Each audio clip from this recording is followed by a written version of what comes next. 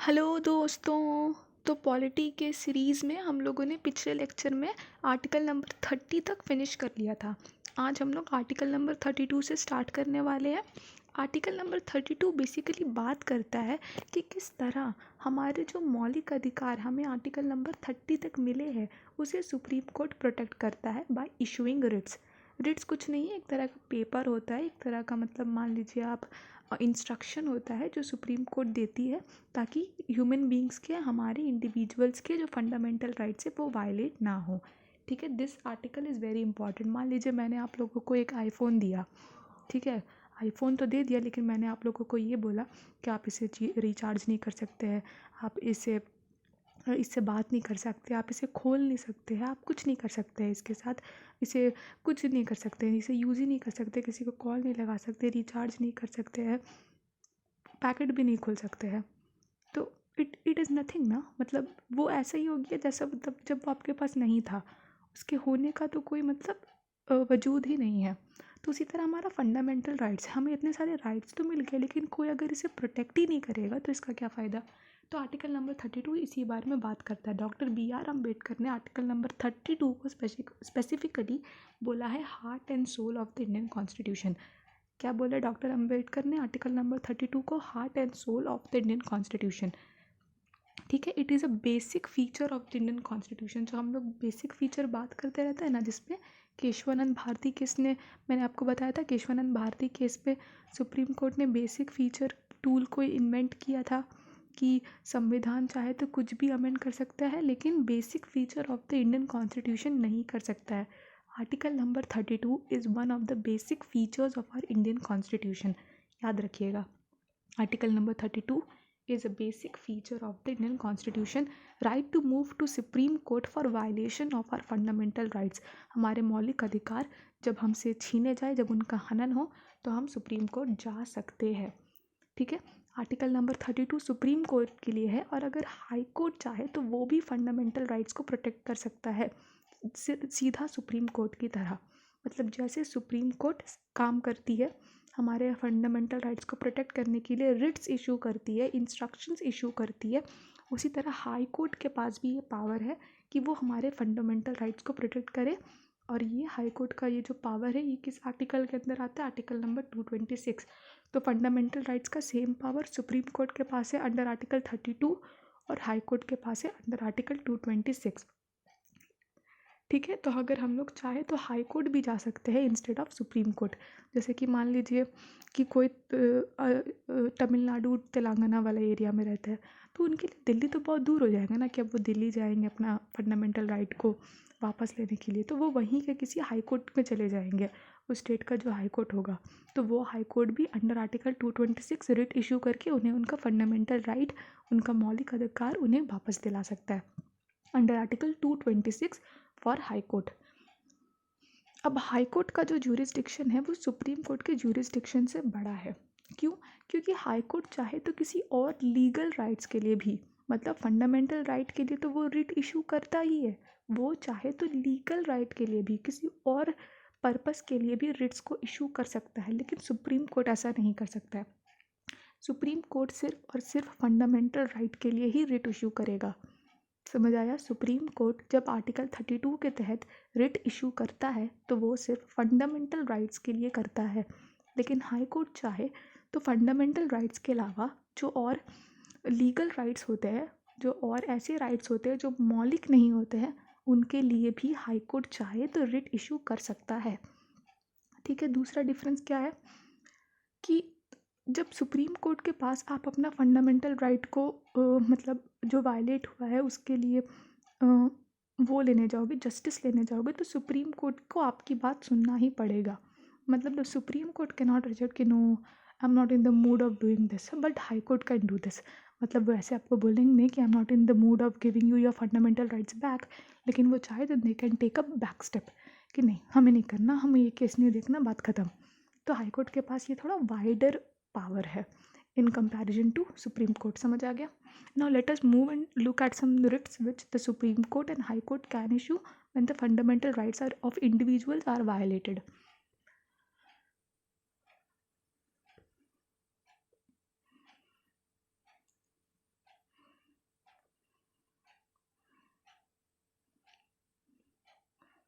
पहला है habeas corpus. ठीक है, हेबियस कॉर्पस। हेबियस कॉर्पस के अंदर क्या है, to have the body of. Habeas corpus सिर्फ नाम बोल रहा है, मतलब हेबियस कॉर्पस सिर्फ मतलब बहुत ही अजीब सा नाम ले लिया जाता है, पता नहीं क्यों, मज़ा आता है ये लोग को, हम लोग को परेशान करने में। लेकिन हेबियस कॉर्पस का मतलब कुछ नहीं होता है, मतलब होता है to have the body of, मतलब लाश। मेरे सामने उसको ले कर के आओ, मेरे सामने उसको खड़ा करो, जैसे होता है ना लाश को ले कर के आओ, मुझे देखना है लाश को। उसी तरह जो भी जिनके खिलाफ भी ये आलोचना लगाई गई है कि उन्होंने फंडामेंटल राइट को वायलेट किया है, उन्हें मेरे सामने ले कर के आओ, वो लाश, वो इंसान, वो आदमी को मेरे सामने खड़ा करो, to have the body of. ठीक है, उसे ले कर के आओ, मेरे सामने खड़ा करो। ठीक है, issued both against public authorities and private members. मतलब ये चाहे जो हेबियस कॉर्पस है, सुप्रीम कोर्ट चाहे तो जो पब्लिक अथॉरिटीज़, पब्लिक बॉडीज़ होती है, उनके खिलाफ भी इशू कर सकती है, और जो प्राइवेट मेंबर्स होते हैं उनके खिलाफ भी इशू कर सकती है। ठीक है, हेबियस कॉर्पस का मतलब समझ आया, to have the body of. For example मैं आपको देती हूँ, अगर एक लड़का और लड़की प्यार किए थे, दोनों ने शादी किया, दोनों भाग गए। ठीक है, अब लड़की के जो फैमिली मेम्बर्स थे वो सुप्रीम कोर्ट चले गए कि मतलब उन्होंने अपनी बेटी को ढूंढा, वो अपनी बेटी को लेकर के आए, और लेकर के आए वो अपनी बेटी को लेकर आए और उन्होंने बोल दिया कि वो अब उसके साथ नहीं रहेगी। तो और फिर क्या होता है कि लड़का चल गया सुप्रीम कोर्ट की, लड़की ने तो मुझसे शादी किया था और वो अब मेरे साथ नहीं रह रही है, तो लड़का जाएगा सुप्रीम कोर्ट में कि मेरा फंडामेंटल राइट वायलेट हो रहा है, मैंने उससे शादी की and she is not living with me, she is lying and telling कि मैंने उसे भगा करके लेके गया था, विच आई डिडंट डिड। तो वो चाहे तो सुप्रीम कोर्ट के पास जाके ऐसा बोल सकता है, तो सुप्रीम कोर्ट हेबियस कॉर्पस को इशू कर देगा, to have the body of, मतलब उस लड़की को मेरे सामने ले करके आओ जो इसके साथ ये लड़का भागा था। ठीक है, to have the body of, body लाओ, वो इंसान, वो लाश ले करके आओ मेरे पास। समझ आ गया। और ये supreme court private authorities, public members दोनों के अगेंस्ट इशू कर सकता है। दूसरा है मैंडमस। मैंडमस का मतलब होता है वी कमांड, मतलब सुप्रीम कोर्ट जो पब्लिक ऑफिशियल्स होते हैं, ठीक है, वो लोग उनको कमांड कर रहे हैं कि वो अपना ड्यूटी करे। ठीक है, मान लीजिए कि कोई पब्लिक ऑफिशियल थे, कोई पुलिस थे या कोई और थे, वो पब्लिक गवर्नमेंट के ऑफिशियल थे और वो अपना ड्यूटी ठीक से कर नहीं रहे हैं। ठीक है, तो सुप्रीम कोर्ट चाहे तो कमांड करेगा, मैंडमस इशू कर देगा, वी कमांड, कि आप इस काम को जल्द से जल्द करिए। ठीक है, मान लीजिए कोई कोर्ट है, कोई ट्रिब्यूनल है, उसमें कोई केस गया और वो आदमी बहुत दिन से जा रहा है, लेकिन वो केस को सुनवाई हो ही नहीं रहा है, उसकी बात कोई सुन नहीं रहा, उसका एफआईआर कोई दर्ज नहीं करा रहा है, कोई कोर्ट, कोई ट्रिब्यूनल, कोई पुलिस उनकी कार्रवाई कर ही नहीं रहे हैं, तो वो इंसान चाहे तो सुप्रीम कोर्ट जाएगा, तो सुप्रीम कोर्ट मैंडमस इशू कर देगा। मैंडमस का मतलब वी कमांड, हम आपको कमांड कर रहे हैं उस पब्लिक ऑफिशियल को कि जल्द से जल्द कार्रवाई शुरू करे। ठीक है, ये किसके अगेंस्ट इशू होता है, ये public body, court, government, tribunal, सिर्फ यही लोग के अगेंस्ट इशू होता है। ठीक है, पब्लिक काम है, पब्लिक ऑफिशियल को कमांड दे रहे, थोड़ी ना कोई प्राइवेट मेंबर को कमांड देंगे कि जा करके कार्रवाई करिए। पब्लिक ऑफिशियल को कमांड दे सकते हैं ना सुप्रीम कोर्ट, तो वो पब्लिक ऑफिशियल को दे रहे, तो किसके लिए सिर्फ है, सिर्फ और सिर्फ। ठीक है, ये समझ में आ गया। अब प्रोहिबिशन। प्रोहिबिशन मतलब टू फोरबिट, प्रोहिबिट करना। ठीक है, ये कौन करता है, ये हायर कोर्ट इशू करता है टू लोअर कोर्ट, मतलब हायर कोर्ट लोअर कोर्ट को कोई काम करने से प्रोहिबिट करता है, फोरबिट करता है कि आप ये काम नहीं करोगे।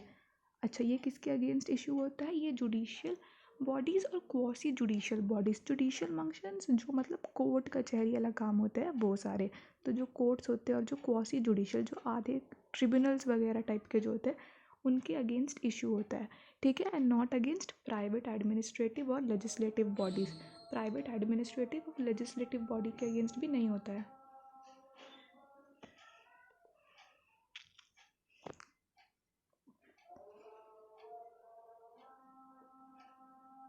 अच्छा, प्रोहिबिशन और सर्टियरी को हम लोग साथ में पढ़े, क्योंकि सर्टियरी में भी क्या होता है, जो हायर कोर्ट होते हैं वो सुप्रीम, वो जो मतलब जो हायर कोर्ट जैसे कि सुप्रीम कोर्ट वगैरह होते हैं, वो लोअर कोर्ट से केसेस ले लेते हैं कि आपसे नहीं हो रहा तो छोड़ दीजिए, हम खुद कर लेंगे।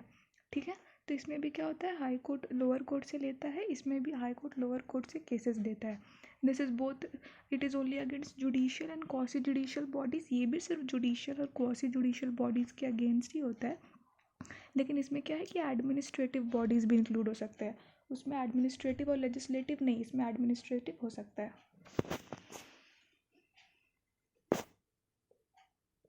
ठीक है, तो इस वाले में सर्टियोररी में एडमिनिस्ट्रेटिव बॉडीज़ आर इंक्लूडेड, लेकिन इसमें तो एडमिनिस्ट्रेटिव और लेजिस्लेटिव दोनों में से कोई इंक्लूडेड नहीं है, सिर्फ जुडिशियल और क्वासी जुडिशियल बॉडीज़। अब आप लोगों ने एक स्लोगन सुना होगा, prevention is better than cure, है ना, कि मतलब पहले ही कुछ होने से प्रिवेंट कर लो ताकि क्योर का ज़रूरत ही ना पड़े, दवाई का ज़रूरत ही ना पड़े, पहले ही बीमारी को रोक लो। ठीक है, तो जो प्रोहिबिशन है वो प्रिवेंशन का काम करता है, लेकिन certiorari is both prevention and cure. मतलब प्रोहिबिशन में क्या होता है, सुप्रीम कोर्ट प्रिवेंट करता है, मतलब उसका लोअर कोर्ट का कोई काम करने से पहले ही उसे रोक देता है कि नहीं, मुझे लगता है ये काम आपसे नहीं हो पाएगा, आपके ज्यूरिसडिक्शन के बाहर है, तो ये काम हम करेंगे। सिर्फ प्रिवेंट कर रहा है उसे, मतलब उसे केस आगे देखने ही नहीं दे रहा है, उसे सिर्फ प्रिवेंट कर दे रहा है कि आपको नहीं करना है। लेकिन सर्टियोररी में क्या है, बोथ प्रिवेंशन एंड क्योर। देखिए यहाँ प्रिवेंशन एंड क्योर, मतलब उसे प्रिवेंट भी कर सकता है कि नहीं ये आपसे नहीं होगा, आप छोड़ दीजिए, हम कर लेंगे। लेकिन अगर उन्होंने कुछ कर दिया है तब उसे क्योर भी कर सकते, उसे अपने अंडर, उस केस को अपने अंडर सुप्रीम कोर्ट या हाई कोर्ट ले लेगा और फिर उसे ठीक कर देगा। Both prevention and cure. पहला वाला जो प्रोहिबिशन है वो सिर्फ प्रिवेंशन, लेकिन certiorari is both prevention and cure. Quo और वारंटो अगला। क्यू वारंटी कुछ नहीं है, सिर्फ पूछ रहे क्यों, क्या, by what authority, quo warranto, क्या, क्यों हो यहाँ, क्यों हो, व्हाट अथॉरिटी, किस अथॉरिटी से हो यहाँ। जैसे कि सुप्रीम कोर्ट में बहुत सारे जजेस होते हैं ना, उनका टेन्योर होता है सिर्फ 65 ईयर्स का, लेकिन फिर भी रोज़ कोर्ट आ रहे हैं, केस दे रहे हैं, जजमेंट सुना रहे हैं। तो मतलब वहीं, मतलब और भी हाई कोर्ट्स वगैरह में भी जजेस होते हैं ना, उनका टेन्योर है 62 ईयर्स का, 6 साल का, ऐसा टेन्योर होता है। लेकिन टेन्योर ख़त्म होने के बाद भी they keep on coming to court, सुनवाई करते हैं, जजमेंट्स देते हैं, केसेस को सुनते हैं। तो सुप्रीम कोर्ट उनसे क्वेश्चन पूछता है, क्या, क्यों हो, क्यों हो आप, किस अथॉरिटी से हो आप यहाँ, आपका तो टाइम ख़त्म हो गया है, अभी भी यहाँ हो। तो बाय व्हाट अथॉरिटी, ठीक है, क्यों हो यहाँ, व्हाट अथॉरिटी, किस अथॉरिटी से आप यहाँ हो। ठीक है, ये सिर्फ मतलब लीगल लोग के, जो लीगल अथॉरिटीज़ होते हैं, सुप्रीम कोर्ट, हाई कोर्ट के जजेस, डिस्ट्रिक्ट कोर्ट के जजेस, मुंसिफ कोर्ट्स के जजेस, सिर्फ उनके खिलाफ ही इशू हो सकता है, कोई प्राइवेट मेंबर्स या मिनिस्टर्स के अगेंस्ट नहीं। ठीक है, अच्छा, इससे पहले जो हम लोगों ने 4 रिट्स पढ़े थे, हेबिस कॉर्पस, मैंडेमस, प्रोहिबिशन, सर्टियोररी, ये सिर्फ जो इंसान के साथ हुआ है सिर्फ वहीं उसके खिलाफ आवाज़ उठा सकता है ना। मेरा फंडामेंटल राइट वायलेट हुआ तो मैं बात कर रही हूँ उसके बारे में, सिर्फ मैं।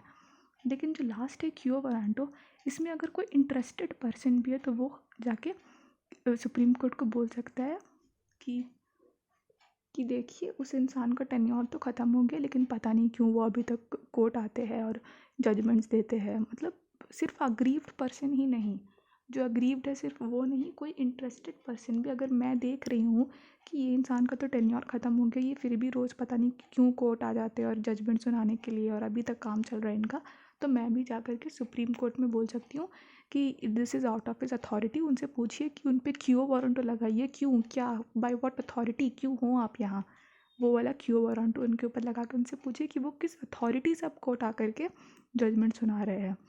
आई hope I have made the writs clear. हम लोगों ने पाँचों के पाँचों रिट्स देख ली अंडर आर्टिकल 32, हेबिस कॉर्पस की हैव द बॉडी ऑफ, लाश को लेके, और मैंडेमस कमांड, है ना, हाई कोर्ट्स कमांड कर रहे हैं पब्लिक ऑफिशियल्स को जब वो अपना काम नहीं करते हैं।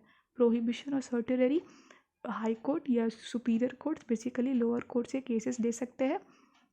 वो सेंटेंस याद रखिएगा, prevention is better than cure. Prohibition में सिर्फ प्रिवेंट कर रहे हैं, पीपी, प्रोहिबिशन प्रिवेंट, सिर्फ प्रिवेंट कर रहे हैं। लेकिन सर्टियोररी में both prevention and cure, prevent भी कर सकते हैं कुछ करने से, अगर कुछ कर दिया तो उसे क्योर भी कर सकते हैं। और लास्ट में cure warranto, bye what authority, क्यों हो भाई यहाँ, क्यों, क्या, आपका टाइम तो ख़त्म हो गया, अभी तक यहाँ हो। ठीक है, एमसीक्यू के लिए याद रखिएगा कि किसके किसके खिलाफ यूज़ होता है। बेसिकली सिर्फ फर्स्ट वन जो हेबिस कॉर्पस था वो प्राइवेट मेंबर्स और पब्लिक मेंबर्स दोनों के अगेंस्ट यूज़ हो सकता है। उसके बाद तो ये वाला सिर्फ गवर्नमेंट अथॉरिटीज़, इसमें तो फिर जुडिशियल और क्वासी जुडिशियल, और इसमें सिर्फ एक एक्स्ट्रा एडमिनिस्ट्रेटिव बॉडीज़ को भी इंक्लूड कर लिया जाता है। प्रोहिबिशन में नहीं था एडमिनिस्ट्रेटिव और लेजिस्लेटिव, इसमें सिर्फ एडमिनिस्ट्रेटिव, लेजिस्लेटिव भी नहीं, सिर्फ एडमिनिस्ट्रेटिव। और क्यो वारंटो तो सिर्फ जो लीगल बॉडीज़ होते हैं, कोर्ट्स वगैरह, कचहरी, ट्रिब्यूनल, ये सब बॉडीज़ के जो मेंबर्स होते हैं सिर्फ वो. So we have completed our article number 32. In the next lecture, we'll start with article number 33. Guys, keep patience. The chapter is a bit long one. We are completing this in small lectures. I would like to end this video here, guys. If you loved the explanation, then please like the video and subscribe to my YouTube channel. You can tell me in the comment section if you want any changes in my teaching pattern. Take care, guys, and thank you so much.